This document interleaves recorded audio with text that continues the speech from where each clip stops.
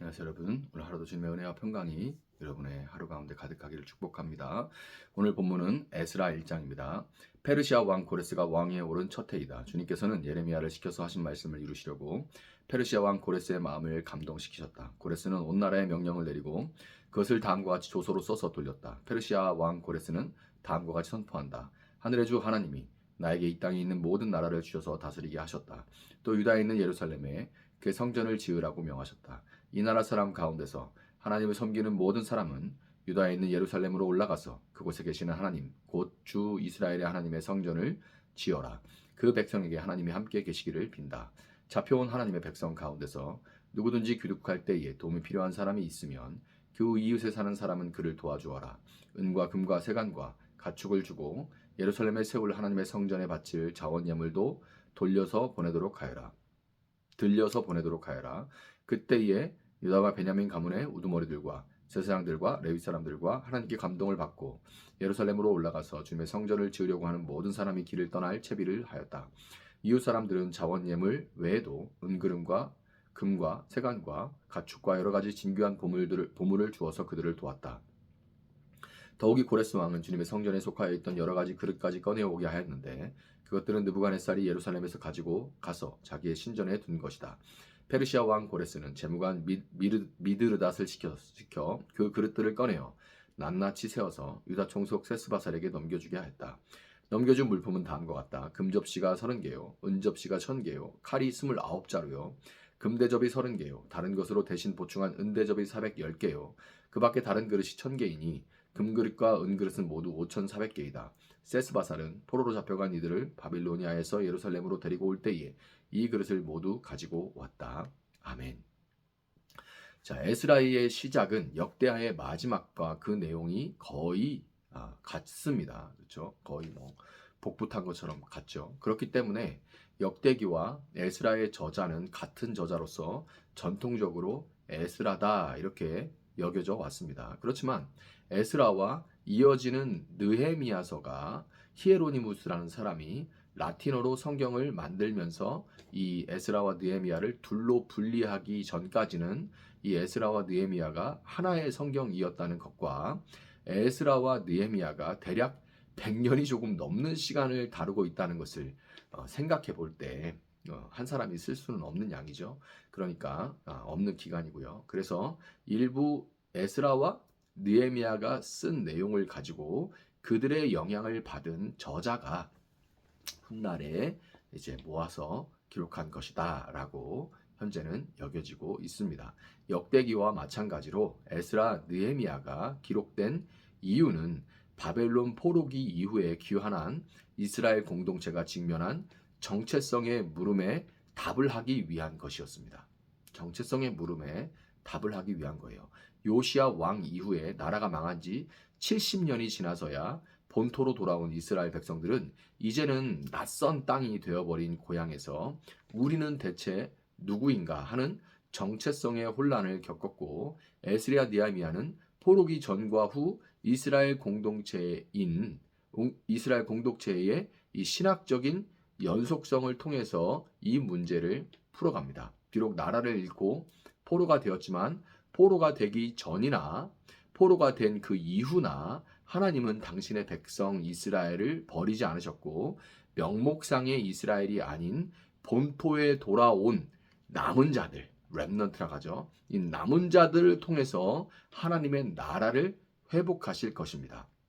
그 확실한 증거가 페르시아 왕 고레스가 이스라엘이 망하기 전에 선지자 예레미야가 했던 그 예언대로 이스라엘 백성을 돌려보내서 하나님의 임재의 상징인 성전을 지으라고 했던 것이죠. 본문 3절에 이 나라 사람 가운데서 하나님을 섬기는 모든 사람은 유다에 있는 예루살렘으로 올라가서 그곳에 계시는 하나님 곧 주 이스라엘의 하나님의 성전을 지어라. 그 백성에게 하나님이 함께 계시기를 빈다. 이렇게 돼 있죠. 이 고레스의 연설을 보면 예루살렘으로 올라가서라는 그런 표현이 나옵니다. 물론 예루살렘이 800m 이상의 고지대이긴 하지만 지리적으로 페르시아보다 한참 밑에 있어요. 그러니까 뭐 서울에서 부산으로 우리가 올라간다고 얘기를 하지 않죠. 부산에도 산이 있지만 우리가 보통 부산으로 내려간다 이렇게 얘기를 하듯이 지리적으로 페르시아가 훨씬 북쪽에 있었기 때문에 남쪽에 있는 이스라엘에 내려간다고 말하는 것이 더 자연스러운데도 불구하고 올라가서라는 표현이 쓰인 것은 이 단어가 하나님께 제사를 드리는 제의적인 제사 용어이기 때문에 그래요. 포로기 이후에 본토에 돌아온 남은 자들은 하나님의 성전을 회복하고 하나님을 예배하기 위해 선택된 존재들인 것이었던 겁니다. 에스라 느헤미야는 바벨론에서 돌아온 사건을 제2의 출애굽으로 기록을 해요. 하나하나 이렇게 찾아보면 재밌습니다. 출애굽과 아주 유사해요. 심지어 고레스의 칙령을 받은 이 사람들이 그들에게 나가는 이스라엘 백성들에게 이것저것 금은보화 뭐 이것저것을 선물로 주는 장면들까지 어쩌면 이렇게 이집트에서 출애굽하던 당시와 아주 유사한지 모릅니다. 그래서 의도적으로 이제 제2의 출애굽으로 기록을 하고 있어요. 일찍이 하나님이 출애굽을 통해 당신의 백성들을 불러내셨듯이 하나님은 제2의 출애굽을 통해서 공동체를 회복하셨고 출애굽한 백성들을 인도하기 위해 모세를 세우셨듯이 이제 그 백성들을 인도하기 위해 모세보다 뛰어난 목자를 보내실 것입니다. 또한 하나님이 다윗과 맺은 언약에 따라 이스라엘을 다스렸던 왕들은 결국 다 실패했지만 하나님은 이스라엘을 바벨론에서 건져내심으로써 다윗과 맺은 그 언약에 여전히 신실하시고 그 백성을 다스리기 위해 다윗보다 뛰어난 왕을 보내실 것입니다. 모세보다 뛰어난 지도자요 다윗보다 뛰어난 왕을 하나님은 보내실 것입니다.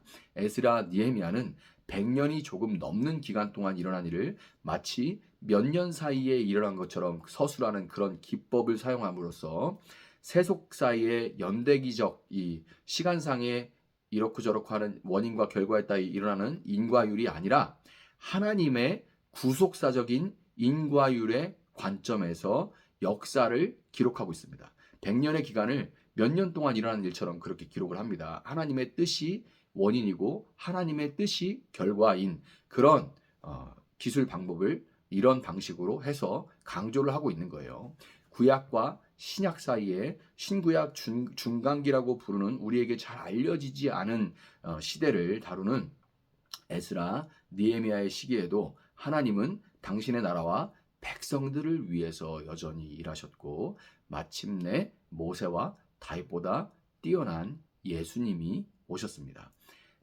이 다양성의 시대에 이집트의 힘없는 노예였던 이스라엘, 나라를 잃고 강대국의 포로 신세였던 이스라엘과 같은 그런 시대를 살아가고 있는 더 이상 기독교는 이제 이 다양성의 시대에 주류가 아니죠. 이미 비주류인데 기독교만 비주류가 아니라고 생각하는 것 같아요. 이미 비주류이고 점점점 변두리로 이제 밀려나갈 건데 사실 거기가 제자리입니다.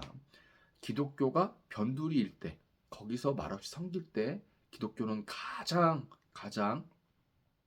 깨끗했고 순결했고 가장 영향을 미쳤습니다. 거기서 변두리에서 겸손하게 섬김으로 나아갔을 때 우리의 이 다양성의 시대에 이 소수민족 이 이스라엘 같은 나라를 잃고 강대국의 포로 신세였던 이스라엘과 같은 그런 신세가 됐고 더욱 되어갈 그런 이 시대에 우리의 싸움은 다른 무엇보다 정체성의 싸움입니다. 정체성의 싸움이에요. 에스라는 그 이름의 뜻이 하나님이 도와주신다라는 의미입니다. 우리의 정체성은 우리의 내면이나 우리의 외면의 어떤 소유에서 나오는 것이 아닙니다. 우리의 정체성은 예수님에게서 오고 그분을 향해 우리의 시선을 고정할 때 우리는 혼돈 속에서 질서를, 두려움 속의 평강을, 무기력 속에서 새 힘을 얻을 수가 있는 겁니다. 예수님만을 의지하고 살아갈 수 있도록 기도하시기를 바랍니다.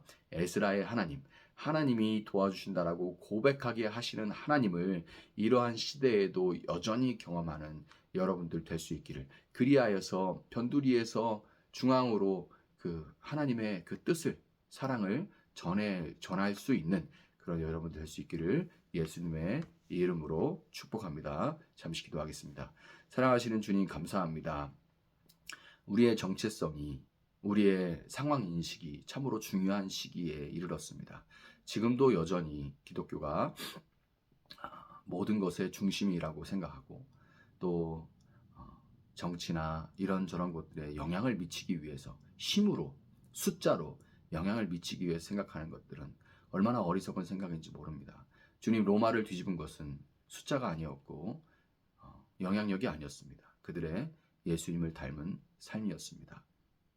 그들은 소수였기에 겸손했고 그들은 소수였기에 문화를 연구했고 그들은 소수였기에 문화 가운데 그들의 삶을 통해 때로는 문화에 저항하며 때로는 그 누구보다 문화를 발전시키며 그 제국을 바꿔나갔음을 고백합니다. 주님 역사의 모든 순간에 기독교는 소수일 때 변두리에 있었을 때 중앙에 영향을 미치며 중앙을 바꿔나갔던 것들을 고백합니다. 오랜 시간에 기독교가 한국 사회의 중심의 자리를 잡고 힘과 영향력을 갖게 되면서 우리가 많은 것들을 사실 잃었음을 고백합니다. 그 결과로 지금 다시 이런 바벨론 포로기와 같은 이집트의 포로가 된 것 같은 시기를 우리는 경험하고 있습니다. 어려운 이때에 다시금 우리가 누구인지 생각하게 하시고 하나님이 도우신다는 것을 믿고 이때에 우리가 참으로 에스라와 남은 자들처럼 이곳에서 우리의 정체성을 지켜가며 또한 하나님이 여전히 함께 계신다는 것을 증거하며 살아갈 수 있는 우리가 될 수 있도록 주님 함께하여 주시기를 원합니다. 감사하며 예수님의 이름으로 기도합니다. 아멘. 오늘 주신 말씀 붙들고 계속해서 기도합니다.